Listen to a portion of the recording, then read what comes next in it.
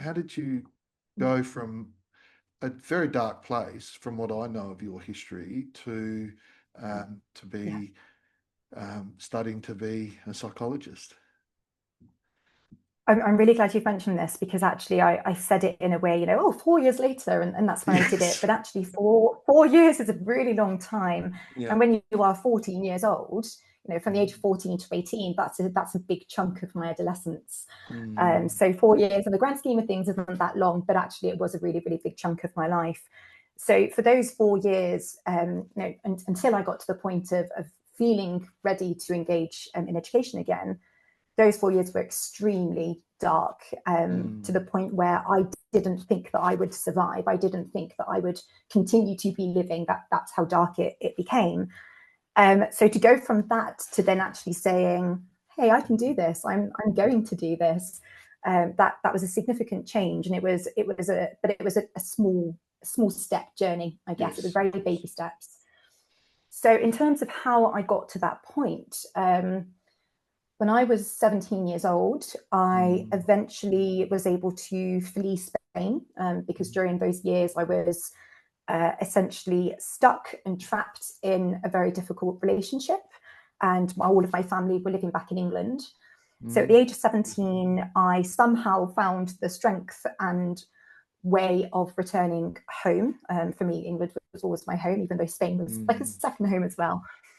And when I came home, I had a little boy, who was 2 years old at the time.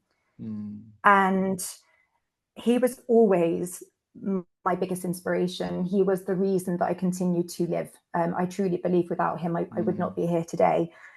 And when I returned to England, I had absolutely nothing. Mm. I remember getting off the airplane. I had, my little boy in one arm and one little suitcase in the other. I had to leave everything else in Spain, Mm. including some very important paperwork, because there was a high risk, as I was leaving. So I had nothing. So I had no money, an awful lot of trauma, no Mm. qualifications because I'd left school at the age of 14.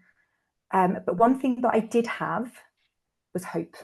Mm. I was really hopeful that that was going to be the right decision. Me returning to England was going to be the right decision. It was absolutely heartbreaking, and there was Mm. no day as hard as the day that I left Spain, got on the plane, and came to England. That quite literally tore my heart apart, tore my heart out. But I did have hope that we would have a better future, and I think I really needed to hold on to that hope. Mm. So then gradually, whilst we became safe, physically, we were both safe, we could start to rebuild our lives together, me and my little boy at that time. And Mm. that's when I decided to re-engage in education. So I approached kind of the local council to explore what options I had as a 17-year-old single mum, with no money and no qualifications. And thanks to the support that we do have available in England, I was entitled to benefits, which I was extremely grateful for at the time. I was also entitled to receive free education, and as part of that, they funded nursery for my son, so Mm. that I could go back to school. I could go back to education Yep. whilst he was well looked after. So I just want to say out loud, I'm very, very grateful for the support that was Mm. here in England that wasn't available to me in Spain. Mm. And from there, I returned to education. That I did an IT course as the first thing that was available to me, just a level 2. Mm. Then I went to college to do my GCSEs, the kind of compulsory, secondary education here. Yep. I didn't do massively well. I didn't fail, but I think I got a D in maths, and then I achieved kind of between A's and C's in the other 4 subjects. Mm. And it was actually during that year that I discovered a passion for writing. So I started Mm. writing an awful lot about my experiences as a way to process what I'd been through. And my English teacher offered to have a look at some of my writing. This was whilst I was 17 to 18 at college. Mm. And when she read my writing, she was really inspired, and she actually asked to have a one-to-one with me, where she really encouraged me to keep writing, to keep sharing my story, and she really believed in me. So that was the second Mm. member of staff from school, I guess, that had really Yeah. noticed something in me. And it was her support that got me through that year, because even though I Mm. was safe, physically safe, emotionally, I was still really, really Mm. stuck, I would say, highly traumatized from my time in Spain. But yeah, it's a little bit of support from the teacher was wonderful. I got through that year. And then during that year, I actually then met my now husband, who is, I'd say, one of my biggest inspiration, my second inspiration after my son, and my anchor. My husband, I describe him as saving me and my son, seeing something in us that nobody else saw. And it was actually him who I eventually told that I'd really like to be a psychologist one day. I said it in passing, not believing that it would happen. And then around a year after that, but we'd kind of got married, things had progressed very quickly. And he just said to me, he said, Hayley, you need to do this. You need to study psychology. I wasn't at the time, I just did my GCSEs, still very, I didn't really have a great job, wasn't really earning much money.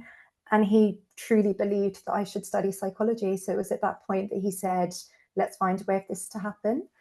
We discovered the Open University, which is where you can study remotely or online at a cheaper cost than what a kind of traditional university would be here in England. And they didn't require GCSEs or A-levels. And to this day, I don't have A-levels, which are typically required for university. So he decided that he would actually fund my first year. So he paid for my first year on a monthly basis so that I could start studying. And then from there, I picked up student loans. And then the rest is history in terms of just continue to study. So yeah, it was a long journey. And even that is a sort of snapshot of what it was like. But it was essentially a combination of several people noticing me, supporting me, believing in me, and really pushing me to follow that dream. Because I was the one saying, no, I'm never going to do that. I'm not clever enough. Who would want me? But there were these 2-3 people that really felt that I could do well. And if I hadn't have listened to them, I don't think I'd be here today.